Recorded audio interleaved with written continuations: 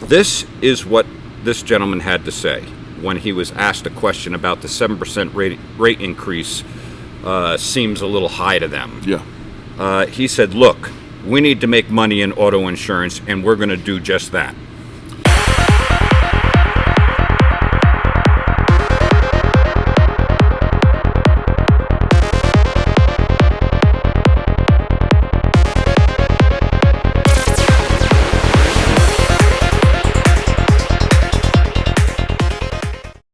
Hello, everybody, and welcome back to the airing of grievances. Eric Reamer. This is Robert Grieve.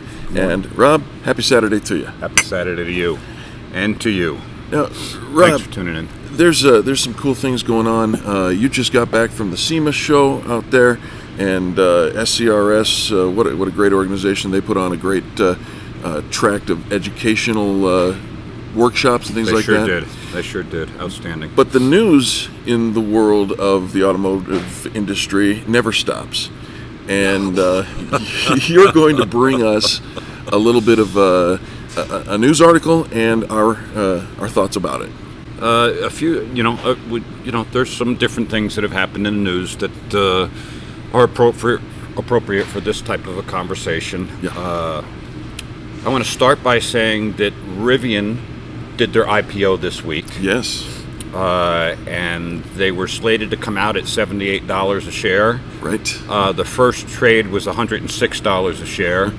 And as of the recording of this, it's at $130 right now. Yeah. Congratulations to Rivian. And that's a big bang. And yes, congratulations, Rivian. That's exciting stuff. Yeah.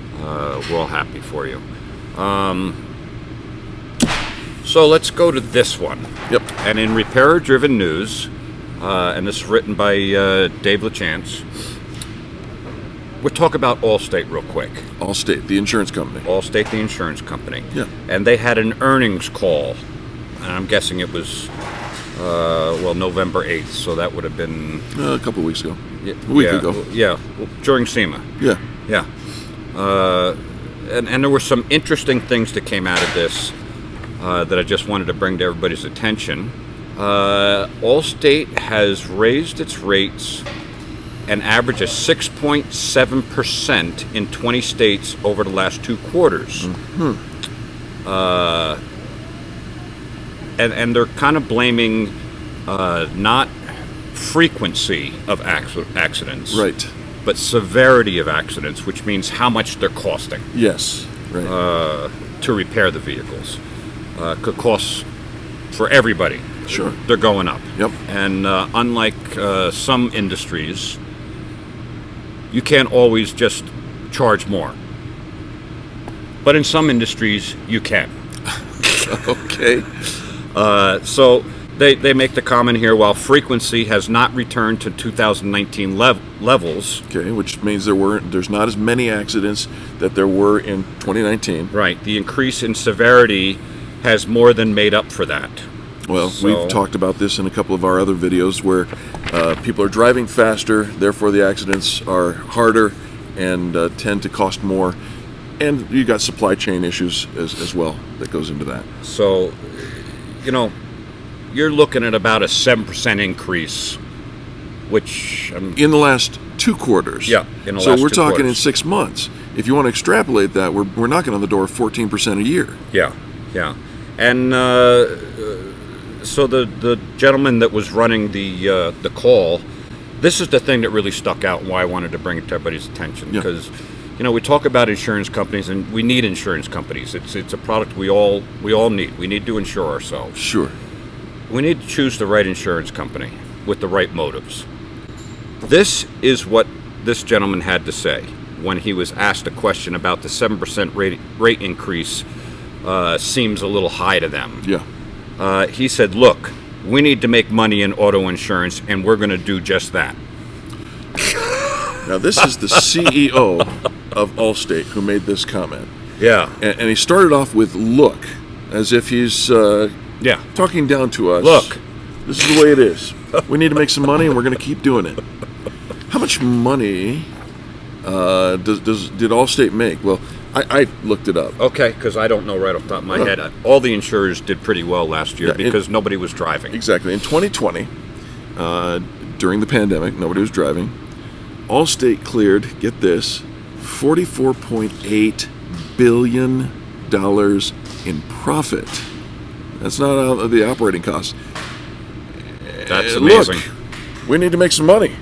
That's we're going to keep doing that, so we're going to charge more. Crazy stuff. Crazy stuff. But, you know,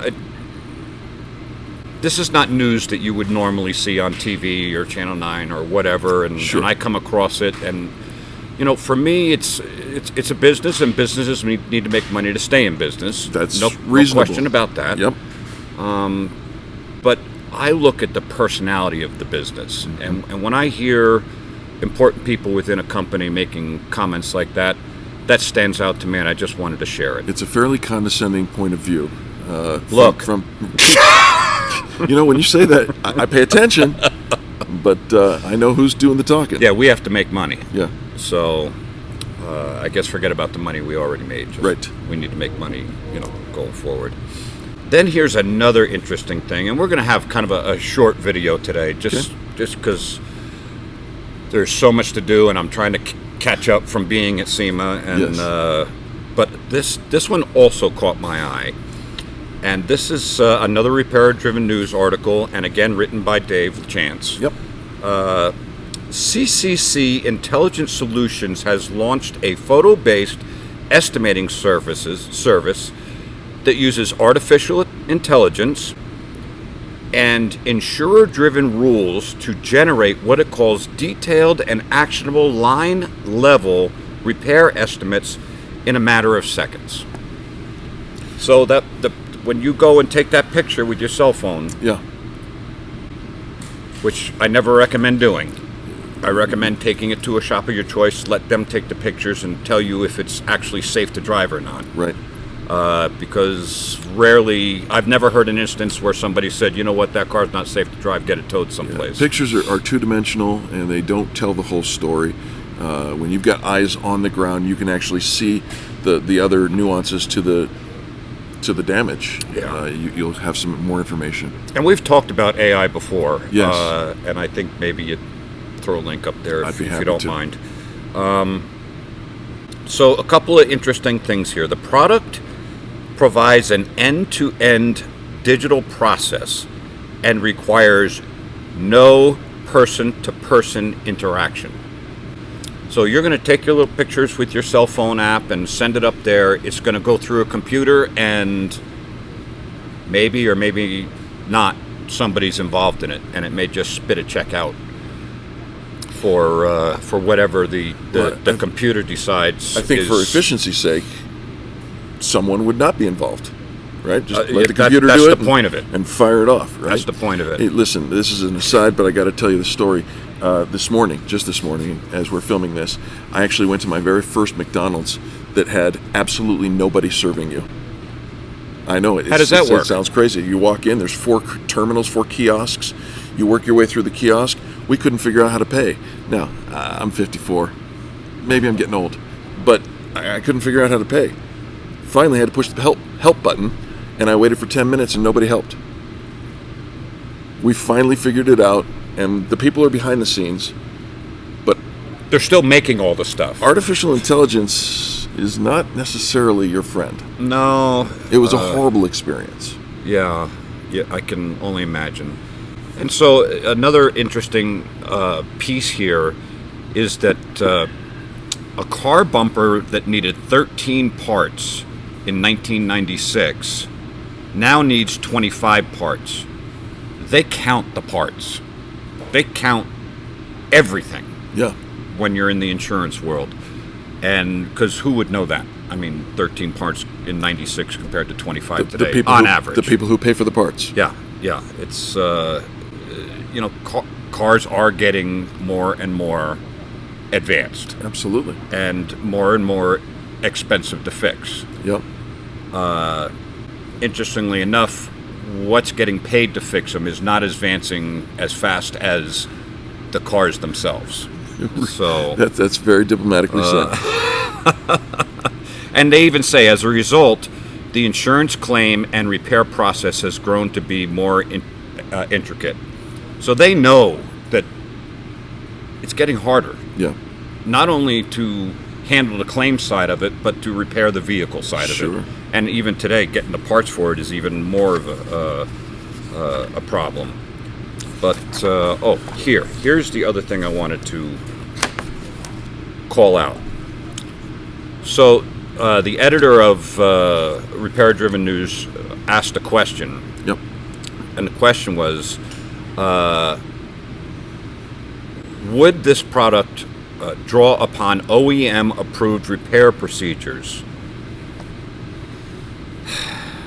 You know that from the things that we've said on this channel from the very beginning, we say that OEM is the one, that's the original equipment manufacturer. They're the ones who built your car and they know how to put it back together again. Yep. And those are the only policies that we follow here at Nylund's Collision Center. Yeah. So this quick AI automatic response with the pictures, does it go through? Well, let me OEM? tell you, this is the answer that was gotten. Yeah. AI is trained on millions of insurer-created estimates and is further shaped by insurer-based rules. Danger, Will Robinson. So they're coming right out and saying that,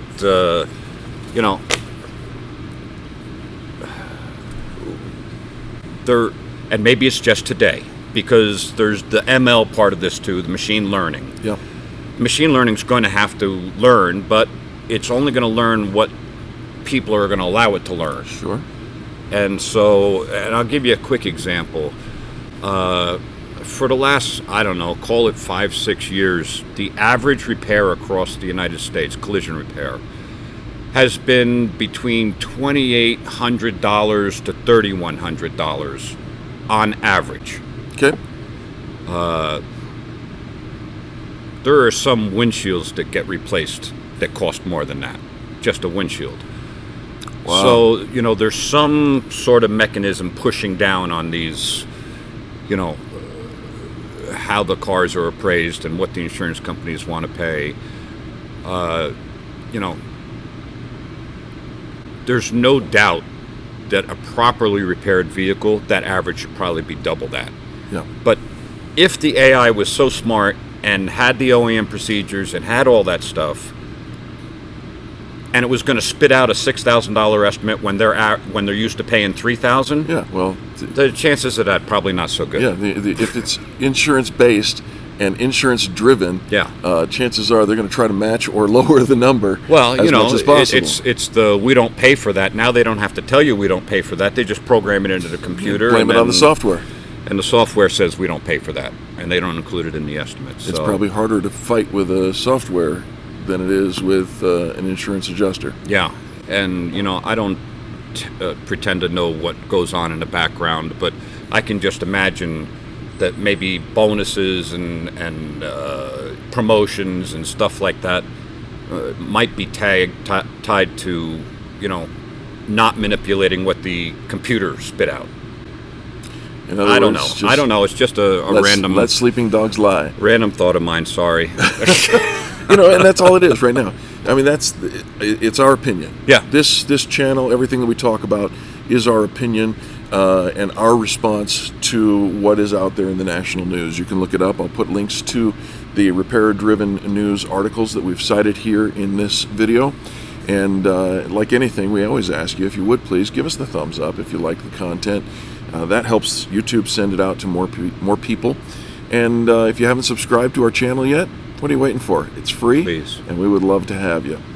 All right, Rob, thank you for this, and thanks for we'll get sharing. into a deep dive on these things as they mature a little bit and we come across them. But just I just want to let the public know what's going on, what to expect, and you need somebody in your corner. Yeah, and you don't need to be afraid of artificial intelligence. I've been using it for 54 years.